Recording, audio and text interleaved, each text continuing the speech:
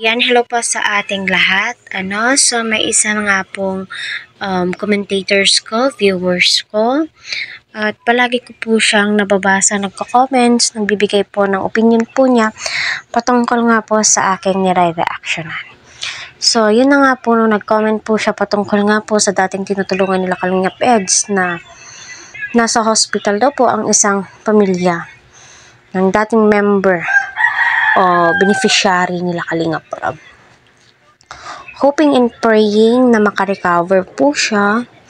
Kasi napakahirap po magkasakit ngayon. Lalong-lalo na ang hirap-hirap po ng buhay ngayon. Lalong-lalo na kapag wala kang masasandalan, wala kang mahihingan ng tulong. And praying, na umaksyon yung mga sponsors po niya, supporters po niya, tulungan po nila ito.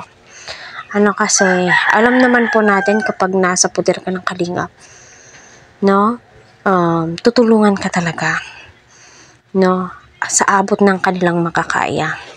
So alam naman po natin sa hospital, lahat gasto po talaga niyan, Tagagalaw mo kailangan may pera ka kasi kahit na provincial po yan,